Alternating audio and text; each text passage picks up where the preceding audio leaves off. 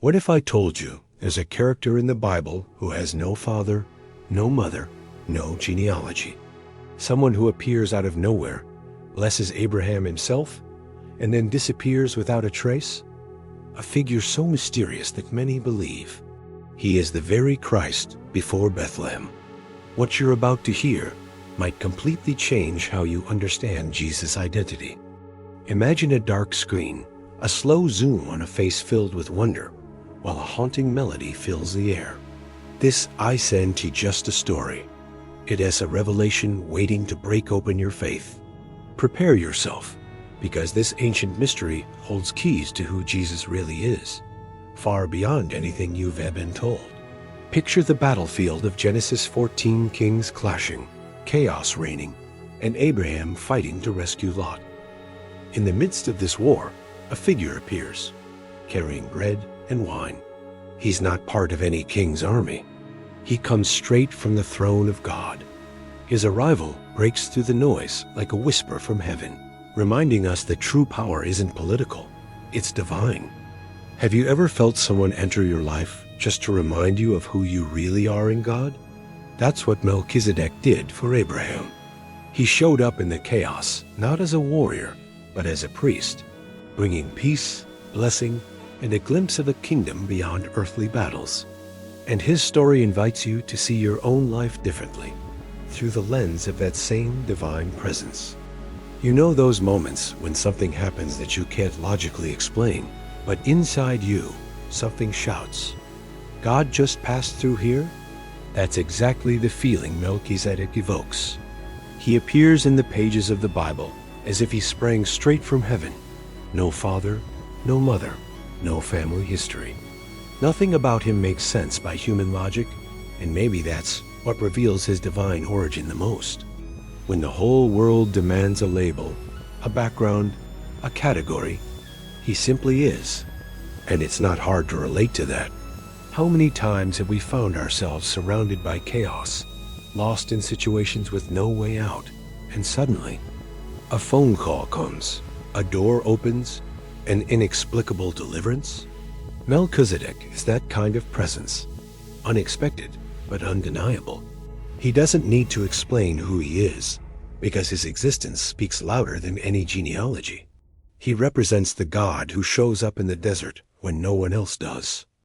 I've experienced something like that myself. There was a time when everything seemed to fall apart: finances, faith, emotional health.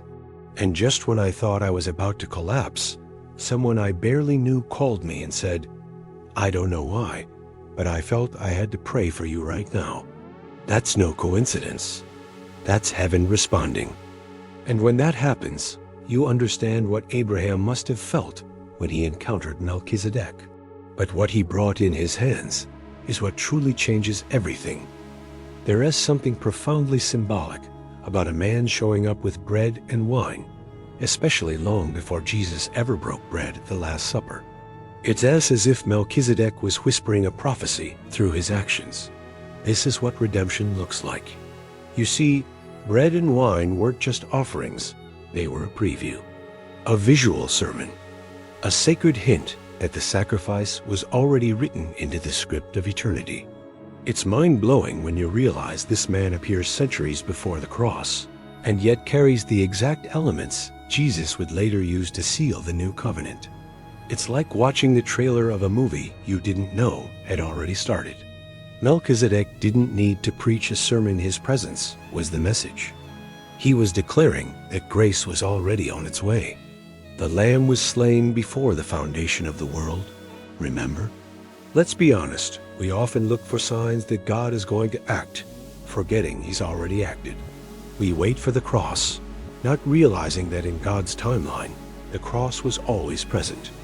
Just like Melchizedek showed up with communion in hand, sometimes God shows up in your life carrying peace before the storm even hits. That's how he works. He prepares redemption long before you realize you're lost. But wait until you see what Melchizedek's name really means. Names in the Bible are never random. They carry weight, direction, prophecy. And Melchizedek? His name is a double-edged sword. Melchizedek, king of righteousness. But he's not just a righteous figure. He's also the king of Salem, which means peace. That alone should stir something inside you. Because who do you know that brings perfect justice and peace in the same breath? Think about it. Justice without peace is punishment.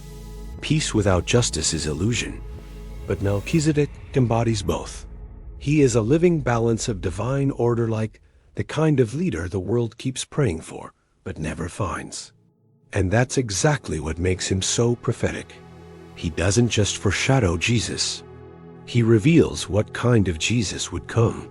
Not a warrior with a sword, but a king with mercy in one hand and truth in the other. This hits hard for anyone feeling overwhelmed by injustice or inner chaos. Maybe you've been crying out for peace, not realizing that righteousness must come with it. Or maybe you've been fighting battles that only surrender to divine alignment. When you understand that Melchizedek's titles aren't just ancient Hebrew labels, but spiritual realities meant for your life, everything shifts. And it gets deeper, because his priesthood didn't follow the rules at all. Melchizedek wasn't a Levite. He wasn't from the priestly line.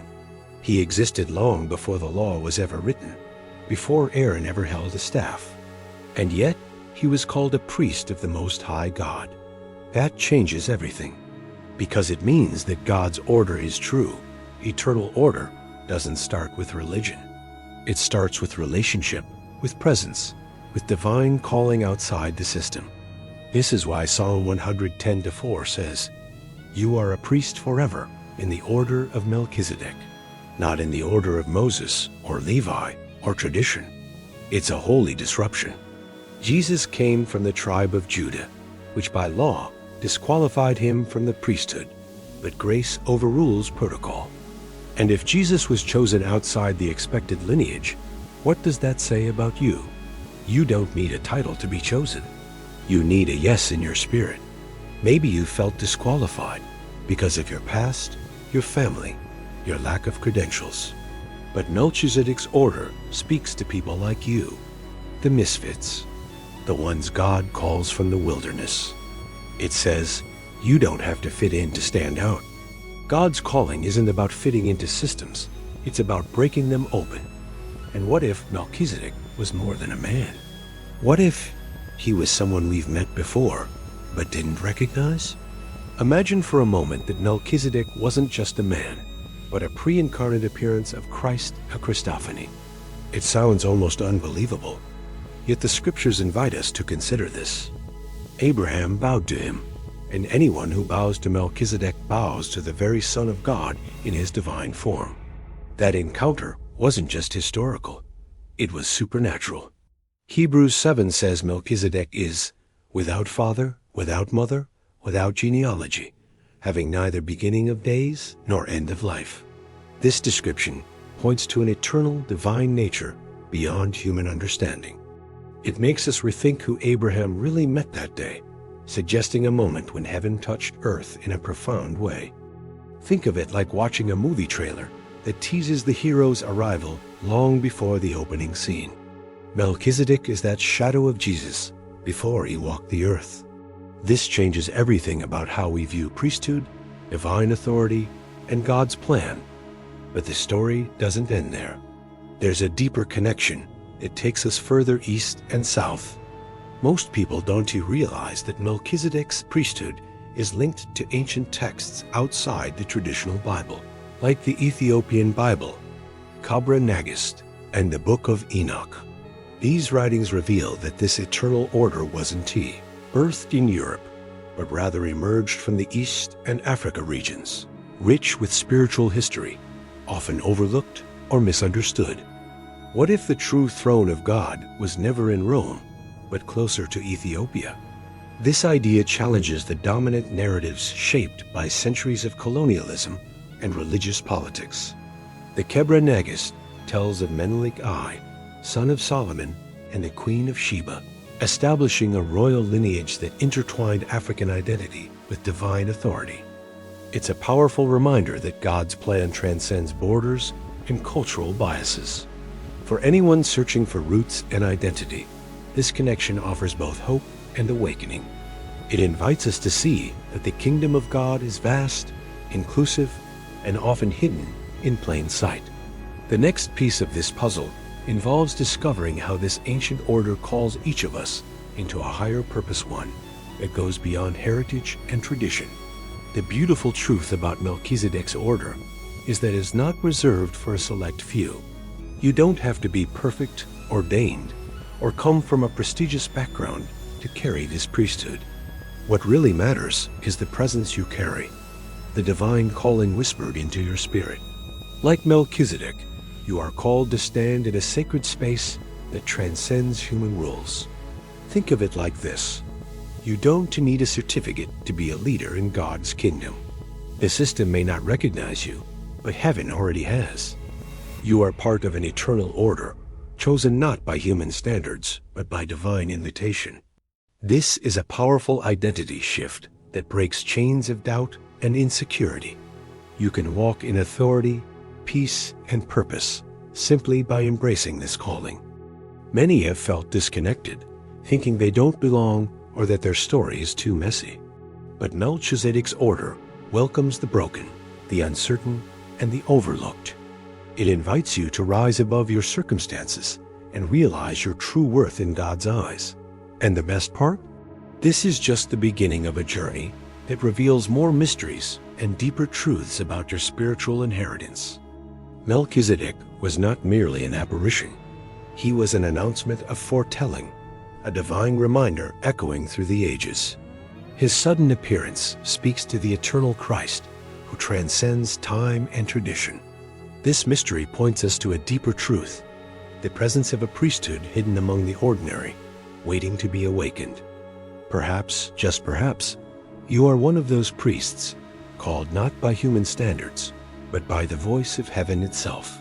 The call is quiet yet urgent, inviting you to rise beyond the noise and step into a sacred destiny. The priesthood of Melchizedek is alive, moving in the shadows of this world, ready to bring justice, peace, and redemption. And just as Melchizedek appeared suddenly in the wilderness, so will Jesus emerge amidst the ruins of this world as king, priest, and righteous judge. This is the dawn of a new generation, one that carries the fire of heaven in their hearts.